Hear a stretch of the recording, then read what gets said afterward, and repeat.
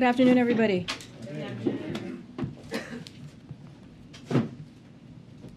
As you heard from the President just this morning, this administration is ready to help the people of Florida in every way possible. And when the storm passes, we will be there to help Florida rebuild and recover. We are committed to seeing this through. Yesterday, President Biden spoke with Governor DeSantis, as well as Tampa Bay area mayors, to discuss the steps the federal government is taking to help Florida prepare for Hurricane Ian. And tomorrow he will visit FEMA's headquarters to receive a briefing on federal response efforts for Hurricane Ian. Already, we have deployed significant federal resources to the region to help prepare for the hurricane. We have more than 1,300 federal response workers on the ground in Florida. There are 3.7 million meals and 3.5 million liters of water pre-positioned in Alabama. 110,000 gallons of fuel and 18,000 pounds of propane are pre-staged for immediate deployment. 300 Army Corps personnel are on the ground to support power and fuel assessments. 300 ambulances are supporting local officials. And multiple federal disaster medical assistance teams are deployed to Florida and Georgia. As President said this morning, this storm is incredibly dangerous and life-threatening. Heed warnings from state and local officials. If you're told to shelter in place, please do so, shelter in place. Additionally, we know that disruptions from hurricanes can pose challenges to markets, but the latest projections show that major refineries should not be impacted by Hurricane Ian. As the President said today, oil and gas companies should not use this moment as an excuse to raise gas prices. I also want to speak to the sham referenda that Russia has staged in occupied areas in Ukraine. These referenda were straight from the Kremlin playbook. They were manufactured and manipulated. Ukrainian civilians were forced to cast ballots under the watch of armed guards. We have seen videos and reports of armed officials going door to door, intimidating voters and stopping Ukrainians on the street and forcing them to vote. These so-called referenda have been an exercise in coercion and disinformation executed by puppet authorities following orders from Russia. Based on our information, every aspect of this referendum process was pre-staged and orchestrated by the Kremlin. Weeks, if not months ago, Russian officials planned to announce these predetermined outcomes. The Russian government instructed security forces to occupy referendum workers as they collected votes, and the Russian government falsified the results to advance the lie that the Ukrainian people want to be part of Russia. But as we all know, to the contrary, the world has seen very, very clearly that Ukrainians do not want to be part of Russia. In reality, the Ukrainian people are continuing to fight for their independence with support from the United States and allies across the globe. They have courageously resisted Russia's invasion. The Ukrainian people have defended their territory heroically and at significant cost. In occupied areas of Ukraine, Russian forces have committed war crimes and atrocities, killed thousands of civilians, and subjected thousands more to filtration operations. And it is in these occupied areas that Russia would have us believe, against all evidence and also all logic, that the Ukrainian people have suddenly chosen to join Russia. But we know the truth. These referenda are illegitimate and frankly outrageous. We expect Russia to use these sham referenda as a false pretext to try to annex Ukrainian territory in flagrant violation of international law and the United Nations Charter. In fact, Russia's actions are transparently fraudulent and have no legal significance whatsoever. We will never recognize these illegal and illegitimate attempts at annexation. Regardless of Russia's claims, this remains Ukrainian territory, and Ukraine has every right to continue to fight for their full sovereignty. In response, we will work with our allies and partners to impose additional economic costs on Russia and individuals and entities inside and outside of Russia that provide support to this action. We will rally global opposition to Russia's attempts at annexation, including at the United Nations. And we will continue to stand with Ukraine as they defend their territory and sovereignty, as we have been doing for the past several months. And today, the United States is announcing an additional $1.1 billion package of weapons and equipment for Ukraine through the Ukraine Security Assistance Initiative. This includes 18 new high-mobility artillery rocket system, and also known as HIMARS, which Ukraine has used so effectively on the battlefield. It is also includes hundreds of armored vehicles, radars, and counter-drone systems. We will not be deterred from supporting Ukraine. We will continue to stand with the Ukrainian people and provide them with the security assistance they need to defend themselves for as long as it takes. With that, go ahead, Steve. Thanks, Karine. On the storm, can you provide an update on what the president's been doing today? As the storm bears down in Florida, has he been making phone calls, receiving briefings? Who's been briefing him? So he's been receiving regular briefings throughout these last couple of days. As you know, he met with the FEMA administrator yesterday. He will continue to get briefings as well today. He will most likely continue to make calls as well. I don't have anything to read out at this time, but as you heard him speak about this morning at the top of his event, he laid out his thoughts. He laid out what the federal government is doing and the response that we are providing. We are surging our efforts. We are making sure that we are there for the people of Florida. We will continue to do that. You will hear again directly from this president tomorrow when he visits FEMA to get an update. But again, this president has been all hands on deck at this moment. He spoke to the governor, as I just mentioned moments ago. He spoke to 3 mayors, as we read out to all of you yesterday. And if there are any further calls, we'll be sure to read those out. And with the conversation with Governor DeSantis, is there anything more you can offer in terms of the substance of that discussion? Any requests from the governor for additional federal assistance or disaster declarations? So just to give you a little bit, and we kind of laid this out yesterday, they spoke yesterday. The president wanted to relay that his prayers are with the people of Florida, and that Florida will have the full force of the federal government. Again, we are committed to continued close coordination between the federal and state government as we respond to this emergency. Yesterday, when the administrator was at this very podium, she mentioned how there were members of her team that was traveling with the governor yesterday, and so that will continue. We will continue to see that partnership, and again, we will have the full force of the federal government and resources to the people of Florida. And just on the Nord Stream pipeline, the explosions there, is there any update in terms of the formal U.S. government assessment of those apparent explosions? Was it an act of sabotage, and is there a assessment of culpability there? So we have been in touch with our European partners there about the apparent sabotage of the pipelines. We are supporting European efforts to investigate this. As I just kind of laid out, it's still under investigation. As you all know, these pipelines were pumping gas into Europe, are not pumping gas into Europe at this time. Nord Stream 2 was never operational, and NS1 has been shut down for weeks because of how Russia is weaponizing energy.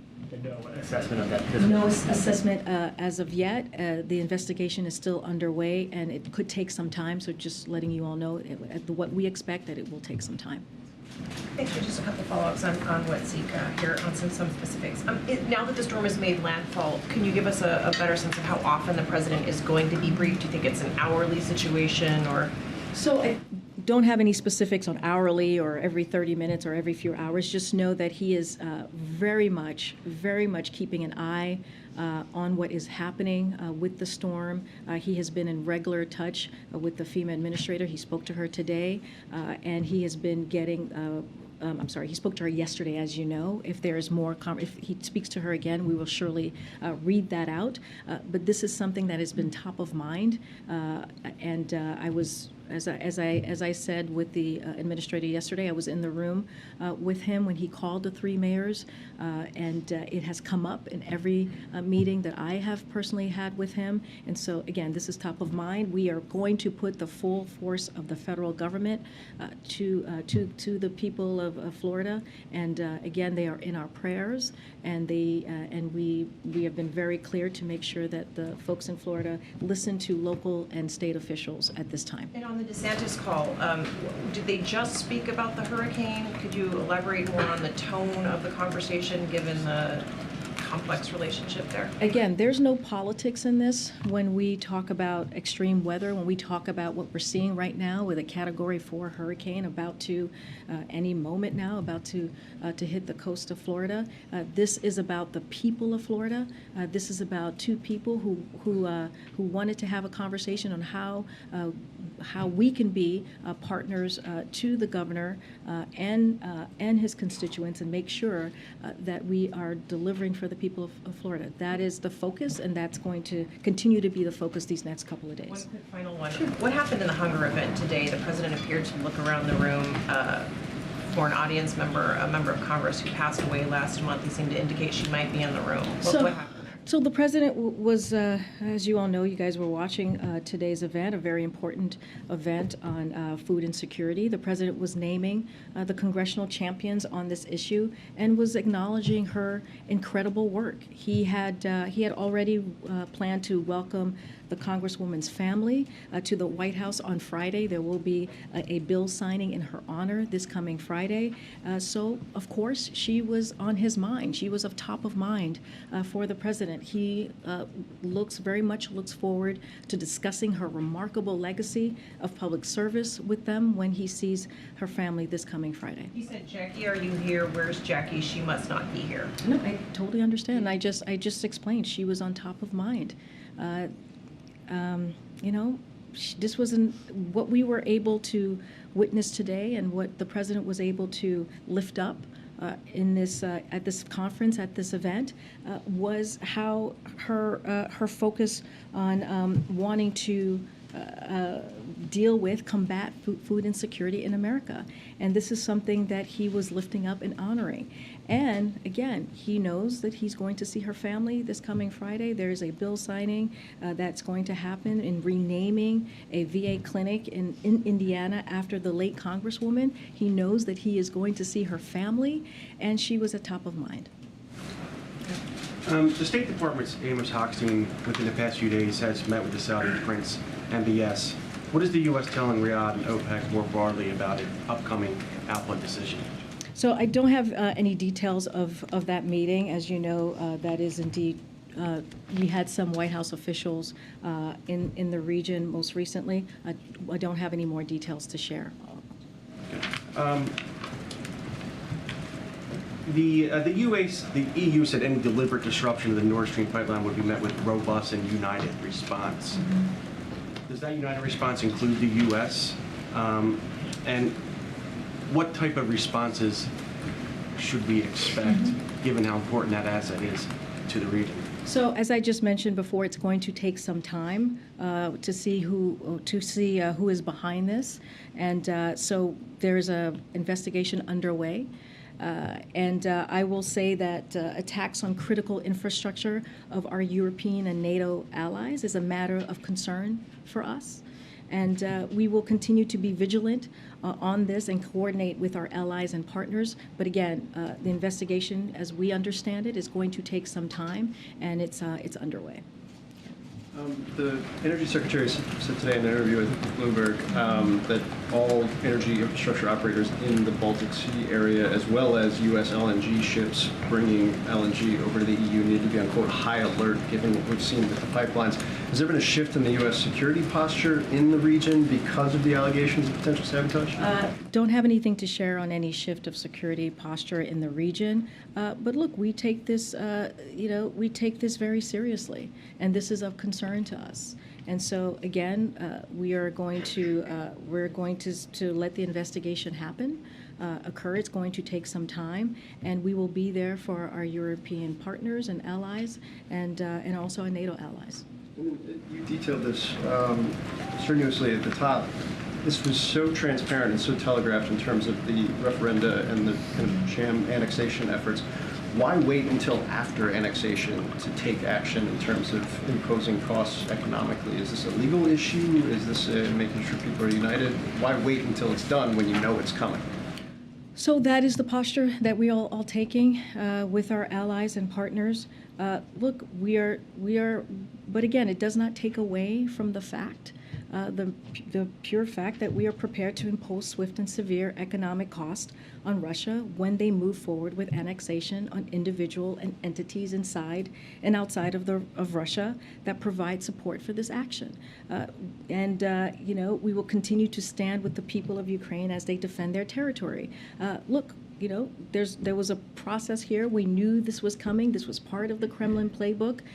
But if they do indeed move forward, and they move forward with the annexation, we will be prepared with our partners and allies. And just one more quick follow-up, because I'm trying to get my head around the response. If the late Congresswoman was top of mind for the president and her family was expected to be here, and that's what he was thinking about, why was he looking for her? I'm not trying to be snarky here. No, I mean, and I'm... Between what you were saying and what he said there.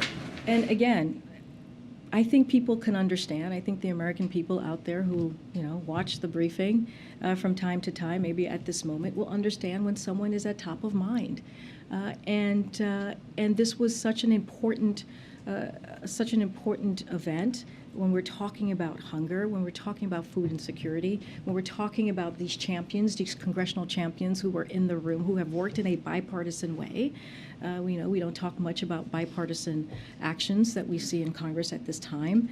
And as he was naming folks, she was on top of mind, and he understands and knew that he was going to see her family on Friday for this bill signing. Again, I don't think it's all that unusual to have someone top of mind, especially as there's a big event, two big events today and also Friday that is going to occur. And so he's going to see her family. They're going to honor her. They're going to celebrate her, and he will do a bill signing for this really critical, let's not forget, this critical, important issue for millions and millions of Americans across the country. Thanks, Karine. Back on the Nord Stream pipeline, whoever attacked the pipeline, and it may take a while to figure out who it was, would the U.S. consider that to qualify as an attack on a NATO ally worthy of retaliation? So I don't want to get ahead of the investigation. We have to see who is behind this at this time. I understand the question because it is a pipeline, and it is going to affect certainly our NATO allies. But we want to see where the investigation goes. Again, an attack on critical infrastructure of our European allies and our European partners and NATO allies is a matter of concern for us. But we will be there, and we will be ready to react once we have the investigation is completed. Former Russian President Dmitry Medvedev said that Russia has the right to defend itself with nuclear weapons, and that NATO would be too scared of a nuclear apocalypse to retaliate. Is he right about that? So let me say this again, and I've said this many times from this podium, so have my colleagues. There is one person responsible for this war that was started by the Kremlin, this war that was started by Putin, and he is that person. He is responsible for this war. And he decided that he wanted to brutally attack Ukraine on this unprovoked war, and this is on him. This is on Putin. Putin is the one that could stop this war anytime. And look what we're seeing from the people of Russia. They are protesting. They are signing petitions. Many of them do not want to fight this war or die for this war. You know why? Because it is incredibly unpopular. This war is not a popular war for President Putin. And what we're seeing in Ukraine is we're seeing the Ukrainian people bravely defend their freedom, bravely defend their sovereignty. And when we hear comments like that, we put it back on Putin. Again, this is Putin's war. He can end this. But is Medvedev right that NATO would be too afraid of a nuclear apocalypse to retaliate if Russia were to use nuclear weapons? So I will say this. We take Russia's threat to use nuclear weapons seriously, and we have been saying that the last couple of days in this briefing room. You've heard that from the National Security Advisor as well. You've heard that from the President last week when he was at the UN. But we have not seen any reason to adjust our own nuclear posture. And to be clear, we will not be deterred from supporting Ukraine. We have been clear that United States will support Ukraine as they defend their country and their democracy against Russian aggression for as long as it takes, as have our allies and partners, including the G7, and that's what I can speak to. I can speak to your question, I can speak to what our allies are willing to do, and that's continue to defend and to help Ukraine defend for their sovereignty. And then just very quickly, you said yesterday that the U.S. was ready to assist in the investigation if needed. As far as you know, is the U.S. providing any assistance in the investigation right now, and what kinds of assistance would be most helpful from the U.S.? So I don't have any specifics to lay out for you at this time, but again, as you know, as I've mentioned a few times just now, is that the investigation is underway, and this is something that is of concern to us. Thank you. Just follow up on Nancy quickly. Is it on the table for the U.S. to have or engage in a nuclear response as retaliation if Russia were to launch a nuclear attack? So the president has said this, and so has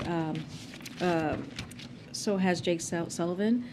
We have characterized the consequences a number of ways, as you've heard from him, Jake Sullivan and others, and many others on our team, which is including catastrophic, severe, and decisive. We stand by all of them. The key point that when we say consequences, we will be real and they will be extraordinary. And we have said that we have made that very clear. Jake Sullivan said this, I believe, on your network, your Sunday show, where he has communicated privately to the Russians, and they understand what the consequences will be. We are not going to lay them out here in public. I want to give you the opportunity to respond to something that was tweeted out today by the Russian government that said Joe Biden threatened to end Nord Stream. POTUS must give a definitive answer whether the United States acted on its threat on September 25th and 26th. Now, an administration official has called that absurd, but I just wanted to give you a chance to respond on the podium. So, look, the president said that NS2 wouldn't become operational, and we would work with Germany on that. And he was right, because Germany took the step in February to freeze it, which was widely reported by all of you. And so that is what the president was talking about at that time. But just broadly to the allegation that they're making online, that somehow the U.S. is responsible. No. Okay. And Karine, our CNBC team is reporting that the president's going to be briefed by his senior economic team later today on the economy, particularly amid concerns about what's happening in Europe and the UK specifically. One administration official saying the view continues to be that the United States is in a stronger position than any other country to navigate these global challenges, period. But my question for you, have concerns about a potential recession increased in the president's mind, given what we're seeing globally? Here's what I will say, and the president talked about this a little bit on Monday during his event. So he wants the American people to know, because of Americans' resilience and the economic strategy that we have pursued for the past 19 months, the United States of America is a stronger position than any other country to navigate these global challenges. And that's just period. That's the way we see it. That's the way his economic team sees it. And that's because jobs are up, incomes are up, people are back at work, and American manufacturing is roaring back, up to close to 700,000 new jobs just this past 19 months. And let's not forget the legislation wins that you have seen from the Democrats in Congress. When you think about the Inflation Reduction Act, that's just going to help us lower prices for the American people. So of course we are always watching closely, and we will continue to watch closely. As you stated, the president president will meet with his senior members of his economic team, he met with them on Friday. He will meet with them again today to get an update on the global economic developments, as he regularly does. But we feel like we are in a very strong position to weather these global challenges. So in attendance, I can share that with you. It's going to be the president's senior economic team, including secretaries of Treasury, Commerce, and Energy, the chair of the Council of Economic Advisors. Okay, Michael. Thanks, Karine. Obviously, the president spoke with the three Tampa area mayors yesterday, but the storm took a turn to the south last minute. So has the president spoken with any of the mayors being directly impacted by landfall? So I don't have any calls to preview at this time. Once we do, we will preview those calls. As you know, and we say this all the time, is our team is in regular touch with local officials on the ground, especially at this time. As we've heard from FEMA and the administrator and her team, they are on the ground trying to help in every way possible. And we have put the full force of the federal government when it comes to making sure the people of Florida have the resources they need. I just listed out at the top of the briefing on all of the kind of resources, manpower, women power that's on the ground, water, food, and we will continue to move in that direction, making sure that the folks of Florida get what they need. If we have any calls to read out, we will surely share that with all of you. And speaking of federal resources, the governor is asking the Defense Department to provide additional airlift capacity in anticipation of a massive high water recovery effort. Are you aware of that request, and do you expect it to be granted? So I've heard some reporting on that request. I would have to check with our team to see where we are with that particular request from the governor. But again, the president has been very clear. He is going to do everything that he can. His administration, the federal agencies who are closely involved and aligned with Florida government to make sure that we deliver what they need. This is a critical time. We are praying for the people of Florida, but of course they have the full support of the federal government at this time as well. Okay, Steve. I'm sorry to have to do this, but I'm compelled to ask you to go one more time back to the question about Congresswoman Walorski. I'm not sure why. Why one more time? Frankly, honestly, I think the memory of the Congresswoman and history requires some clarity here. Can you explain where the mistake was made? Was the president confused? Was something written in the teleprompter that he didn't recognize? Can you just help us understand what happened? I mean, you're jumping to a lot of conclusions. No, but you're. But find out what happened here. I hear you, Stephen. I'm answering the question. That you're jumping to a lot of conclusions. I just answered the question. If that had been the case, I would have stated that, right? I would clearly have stated what you just laid out.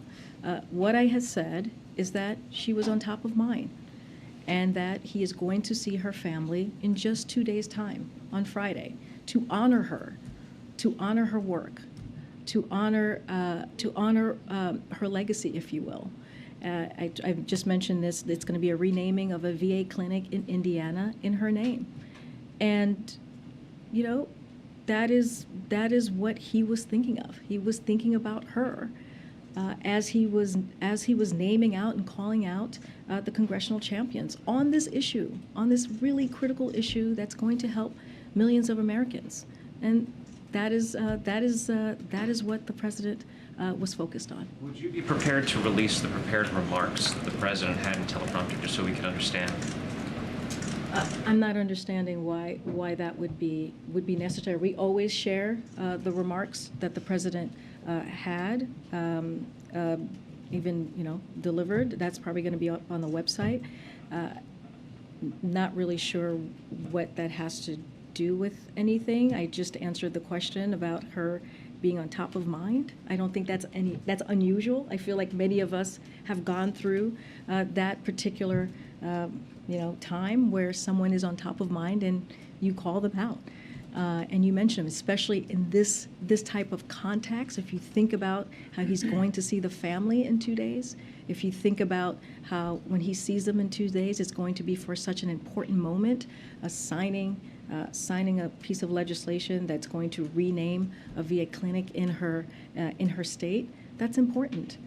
If you think about this issue and how important this issue is, and he was, again, calling out the congressional champions for this particular issue. Let me ask you about something else. The president's sure. schedule tonight Yeah. has him attending a political fundraiser while the storm is hitting the state of Florida. Is it still his intent to go to the fundraiser, or will he stay here at the White House and monitor the building? So we don't have anything to change, any changes in his schedule. He has been really steadfast and very clear, and has spoken multiple times on what is happening in Florida and what we are seeing with Hurricane Ian and other hurricanes right before. There's Hurricane Fiona as well, as you all know. And so his administration is on top of this. He, again, signed the declaration for Florida even before landfall, right? The moment that the governor asked for assistance from us, within hours, the president signed that declaration. You can see how focused he is on it. You can see how important of an issue this is. And sadly, this is not the first extreme weather scenario that we have had to deal with under this administration for the last 19 months. And you have seen, and I think you would agree, Stephen, you have seen this administration respond with efficiency, respond with the full force of resources, and certainly take this incredibly seriously. The schedule has press coverage of the fundraiser tonight as restricted. Is the White House willing to lift that restriction and see to it that cameras are allowed in to videotape the president's remarks? So as you know, that's a political event, so that's something for the DNC to speak to directly. Karine, North Korea launched 2 short-term ballistic missiles off its east coast. Does the administration see this as time to Vice President Harris's visit to the DMZ, and are there any additional security precautions being made in light of that? So I'll say this. So as you know, North Korea has a history of doing these types of tests. So it's not it's not unusual. It is something that they do.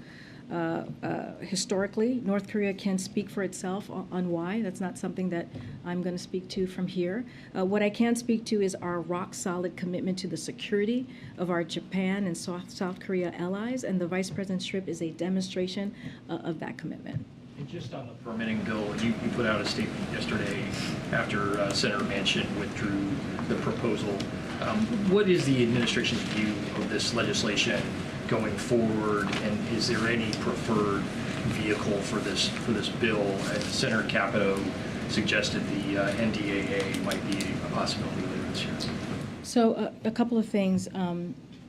So first, I want to say that the president wants the government to remain open, and is glad that to Congress for making progress on continuing budget resolutions. So I want to state that very clearly. But at the same time, the president believes we must pass the permitting reform bill so that the United States can realize the benefits of the historic investment in the Inflation Reduction Act and the bipartisan infrastructure law as well. He supports the permitting reform, as you know, as you stated from my statement yesterday. The administration will continue to work with Congress and find the best path forward so we can enact this bill. Clearly, the Congress leads the way on the mechanisms on how bills will move forward, and so we'll leave that up to leadership, but again, we will work closely with them.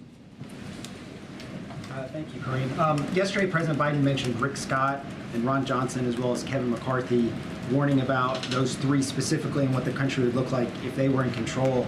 I wondered if you could talk about whether this will continue to be a theme for the president, and also he doesn't often mention Mitch McConnell in that context with those, and so does he view McConnell as differently from some of those? No, I wouldn't go that far. What I would say is that those are the 3 that have been very vocal about the GOP agenda. Those are the 3 that have been very vocal about putting Medicare and Social Security on the chopping blocks. When you think about when they say protect the lives of unborn children, they mean a national ban on abortion that puts doctors and nurses in jail for performing miscarriage management or saving the health of the mother. When they say, and I just mentioned this, when they say save and strengthen Social Security and Medicare, they want to slash private Social Security and put Medicare on the chopping blocks every 5 years. And so this is what we have seen from these three in particular. I mean, McCarthy was someone that we talked about because he had the GOP agenda. The GOP agenda, which does not have a commitment to the American people, which does not have a commitment in making sure that Americans get lower medical costs, our seniors get lower medical costs, or fight inflation. Matter of fact, the first thing that he wanted to do was get rid of the Inflation Reduction Act, which would actually hurt Americans. And so that is why we're calling them out. They've been very vocal and very out front about their GOP agenda, which is not about the American people, which is about their own, fight for big pharma, their own fight for wealthy special interests. And we are doing the complete opposite. We are fighting for the American people. The president this week has talked about the importance of competition, tweeting capitalism without competition isn't capitalism, it's exploitation. There's some legislation on the Hill dealing with antitrust and big tech, including one co-sponsored by Amy Klobuchar, that's waiting for a vote to be scheduled. Is the president have any opinion on that? Is he pushing for a vote? Does he want Chuck Schumer to call for a vote on that before the election? Don't have anything to share on that particular piece of legislation. I know that this is something that the senator has been fighting for some time and working on for some time, but the president has been very clear about his concern about the power large social media platforms have over everyday lives, and has long argued that tech platforms must be held accountable for the harms that they cause. And so the president will continue to call that out. I don't have anything specific on that particular legislation. Lastly, I just wanted to return to this question of the Congresswoman, and I think we all totally get why she's top of mind. You've made that case pretty effectively. Thank but I think you. the confusing part is why, if she and the family is top of mind, does the president think that she's living and in the room? I don't find that confusing. I mean, I think many people can speak to sometimes when you have someone top of mind, they're a top of mind, exactly that. And it is also, if you put it into the context, it's not like it happened outside of context, right? It happened at an event where we were calling out the champions, congressional champions in particular, of this issue, this important issue when it comes to food insecurity, something that this administration has led on from the beginning of this administration, not just across the country, but also globally. You heard him talk about food insecurity last week at the UN and the investments that we have put forward as the United States of America in helping deal with that. Look, he was at an event, you all saw, you all watched, which is why you're asking the question, right, where he was calling out, again, congressional leaders, a bipartisan leadership that we have seen on this particular issue. And again, he's going to see her family in just 2 days. And she was on top of mind. I mean, that is not an unusual scenario there. Karine, I have John Lennon top of mind just about every day, but I'm not looking around for him anywhere. When you sign a bill for John Lennon as president, then we can have this conversation. Okay, go ahead. These moments of confusion are happening with the three constituencies. Go ahead. Excuse me, there are Americans reports are that watching this and are having concerns. What do you say to that? This is a legitimate question. We need to have some answers. At the end of the year, what can you tell us about I'm that? sorry, somebody was yelling over you, so go ahead. There are reports that Treasury Secretary Yellen is looking to leave. It is not your turn to administration. speak, and you're being rude to your colleagues, and let your colleague answer the question. Go ahead. Go ahead. No, you're yelling and over your colleague. So that is incredibly rude. So can you, go ahead. There are reports that Treasury Secretary Yellen is looking to leave the administration at the end of the year. What can you tell us about those reports? And also, are you preparing for the departure of any other administration officials by the end of the year? So as been previously reported, Chair Rouse will return to Princeton University at the end of her 2-year public service leave, likely early spring of 2023. And while we are prudently planning for potential transitions post-midterm elections, neither Secretary Yellen or Brian Deese are part of those plans. Thanks, Karine. I just wanted to see if you had anything more in terms of a response to the North Korea missile launches. Was the president briefed specifically on this today? And does this change the vice president's plans to visit the DMZ tomorrow? So just some top-line things here. I'll point you to the Department of Defense statement, which assessed this test didn't pose an immediate threat to the U.S. personnel or territory of our allies. And also, the United States condemns, as we have said many times when we have seen this behavior, the DPRK's ballistic missile launches. These launches are in violation of multiple United Nations Security Council resolution and poses a threat to the DPRK's neighbors and the international community. The United States is committed to the defense of our allies, South Korea, Japan, and we continue to call on North Korea to engage in diplomacy as it relates to the vice president's trip. So as you all know, on Thursday, which is tomorrow, as part of her trip to the Republic of Korea, ROK, the vice president will visit the DMZ. Nearly 70 years since the Korean armistice, the visit will underscore the strength of the U.S.-ROK alliance and the United States' commitment to stand beside the ROK in the face of any threats posed by the Democratic People's Republic of Korea. The Vice President will tour sites at the DMZ, meet the service members, and receive an operational briefing from U.S. commanders. The Vice President will reflect on the shared sacrifice of tens of thousands of American and Korean soldiers who fought and died together, and will reaffirm the U.S. commitment to the ROK's defense in ironclad. As you just could tell, that trip is going to continue. Thanks, Karine. Can you address Democratic Representative Henry Cuellar's comments on Fox about the administration needing to do more on the border? He's, obviously been critical of the administration in the past, but is the White House ignoring the congressman as he appears to be contending? So I've not seen those comments. What I can say and what we have said many times from here, every individual encountered at the border is either expelled under Title 42 or placed in removal proceedings. That remains to be true. We are working to expedite the asylum process timing and have brought it down from years to months for many recent encounters. Of course, we could expedite the processing time even further, and you've heard me say this many times, if congressional Republicans would quit blocking our actions and start supporting the comprehensive immigration reform proposal that the president proposed on day one. And, we inherited a decimated, a gutted immigration system. And the president took this so seriously that on day one, again, he put forth a comprehensive plan. So we would look forward to having congressional Republicans join us in dealing with this issue. On the hurricane, the president had some strong words for oil and gas executives. I wanted to ask, is the White House following up individually with those executives to speak directly about these kind of concerns?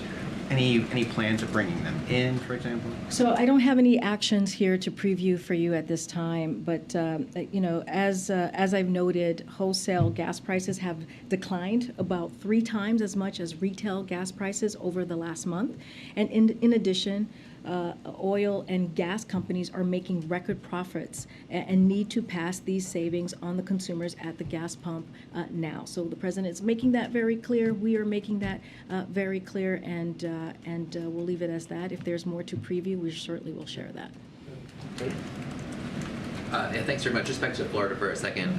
Can you talk a little bit about how long the conversation was between the president and the governor?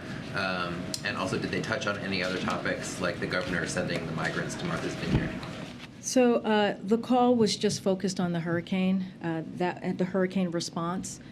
There was no other topic that was discussed on the call. I don't have a timeline of how, or timing of how long the call was. I think the important thing is that the call happened, that the president was able to connect with the governor. They both agreed that they would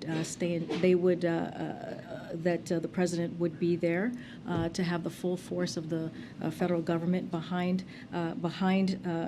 Florida for the people of Florida, and they were committed to continued close coordination between the federal and state government. And so as we respond to the emergency, that was the commitment that they made. That was the conversation that was had.